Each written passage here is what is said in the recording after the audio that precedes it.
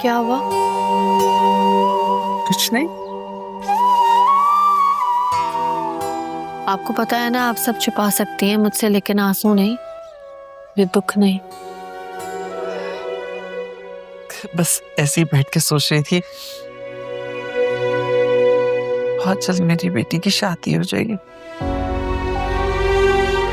मेरी रोशनी रुखसत होके अपने घर चली जाएगी।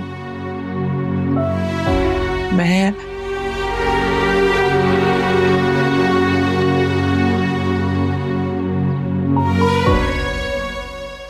आपको पता, जब हम छोटे होते थे, हम झूठ बोलते थे, तो आप हम तीनों को कितना डांटती थी। आपने तो हमें सच बोलना सिखाया है अम्मी। पर आज क्यों झूठ बोल रही है मुझसे, जो कि आपसे बोला भी नहीं जा रहा? ऐसी कोई बात नहीं है बेटा। वो फिर शादी कर रहे हैं ना, इसीलिए दुख है ना आपको। बेटा, इस ज्यादती की तो मुझे आदत पड़ गई। मैं भी सब्र के घूंट भर लेती। अफसोस मुझे इस बात पे है, इस पर उनकी ज्यादती का निशाना खाली मैं नहीं हूं, बल्कि तुम्हारी जिंदगी को बर्बाद कर देना चाहते हो। पता है रोशनी, अब मैं हर वक्त यही सोचती रहती हूँ कि काश असलम के दिए हुए पहले जख्म पे मैं खामोश ना रहती, ना मेरा वजूद छल नहीं होता, और ना ही तुम्हें ये सारी सोबतें बर्दाश्त करनी पड़ती। मैंने तुम पे बहुत जुल्म कर दिया ना।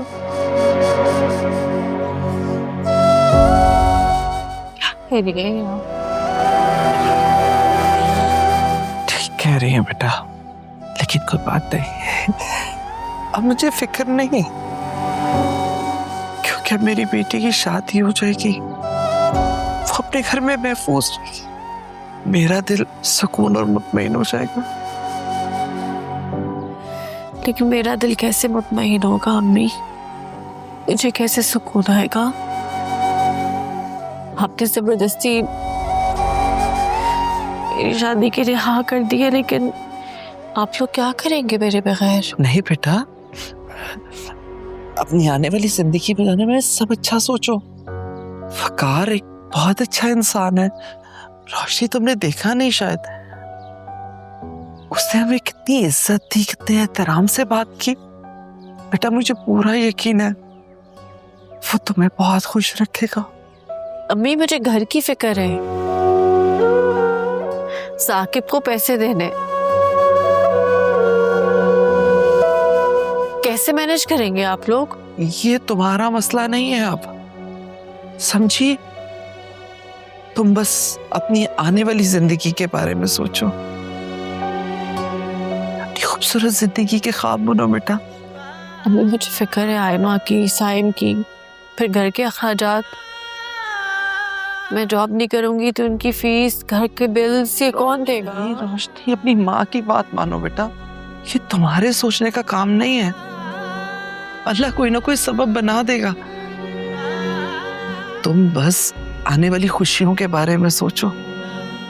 मेरी खुशी ना मेरे अपनों से जुड़ी है, आप सब परेशान रहेंगे तो मैं खुश कैसे रहूंगी? मेरी गलती है जो मैंने तुम्हारी तरबियत ठीक नहीं की, जो सिखाया सब गलत। और हाँ, बेवकूफ औरत थी, अपने लिए तो कोई फैसला कर नहीं सकी, अपनी औलाद को भी क्या सिखाती। क्या बोल रही हैं अम्मी, कैसी बातें कर रही हैं? ऐसा नहीं है। मैं मानती हूँ कि अपनों का एहसास करना बहुत जरूरी है, लेकिन मेरी जान, उससे पहले इंसान को अपना एहसास करना चाहिए, अपने बारे में सोचना। सबसे पहला फर्ज तुम्हारा तुम्हारी जात की तरफ है। अपनी आने वाली जिंदगी के बारे में फैसला करो। मेरी जान, तुमने जितना करना था इस घर के लिए, अपने बहन भाइयों के लिए, बहुत किया। मजीद तुम्हें नहीं करने दूंगी। कोई कुर्बानी नहीं मांगूंगी अब तुमसे मैं। और तुम्हें क्या लग रहा है कि तुम नहीं होगी तो ये सब कुछ नहीं चलेगा?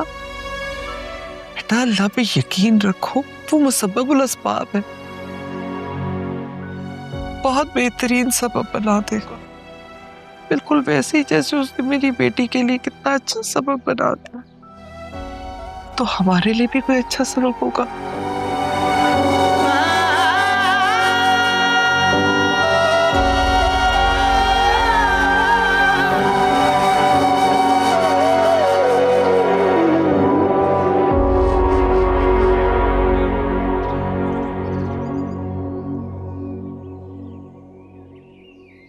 Thank you.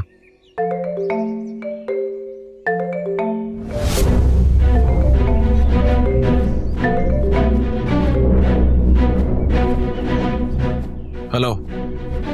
तुम मुझे झूठ बोल के बेवकूफ बनाते रहे। तुमने मुझे कहा था कि तुम अपनी बहन के पास जॉब करते हो, लेकिन तुम दोनों एक दूसरे को बेवकूफ बना रहे थे। तुम मेरे इमोशन से खेल रही थी, यू वर यूजिंग मी, और मैं तुम्हारी सिंसेरिटी को जज कर रहा था।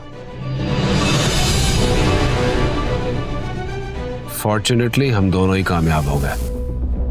फकार, बात यह है कि मैं तुम्हें बहुत पसंद करती थी।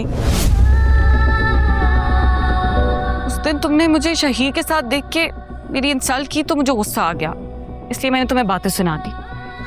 अगर तुम एक लफ्ज भी ना कहती ना, तब भी मैं तुमसे ताल्लुक खत्म कर लेता, क्योंकि मैंने जिस दिन तुम्हें उस लड़के के साथ देखा था, वो सिर्फ मेरा दोस्त है, मेरा उससे वो ताल्लुक नहीं जो तुम समझ रहे थे। तुम मेरी बहन को यूज क्यों कर रहे हो? इस सब में उसका क्या लिंक है? अगर तुम समझते हो ना कि तुम आप ही से शादी करके मुझे तकलीफ पहुंचा सकते हो, तो तुम गलत सोच रहे हो। मुझे कोई फर्क नहीं पड़ता। तुम्हारी बेचैनी, तड़प और गुस्सा देखकर ऐसा लगता तो नहीं है। वैसे मैं तुम्हारी बेबसी एंजॉय कर रहा हूं। मैं बेबस नहीं हूं। अभी बताती हूँ आप ही को तुम्हारी असलियत और तुम्हारी उनसे शादी करने की वजह। तो वैसे भी तुमसे शादी नहीं करना चाहती थी, वो तो अम्मी ने उनको फोर्स किया, मगर अब वो मना कर देंगी। Do whatever the hell you want to। बता दो सब कुछ, जो रह जाएगा वो मैं बता दूंगा, यानी कि तुम्हारी बेहयाई और तुम्हारे करतूत।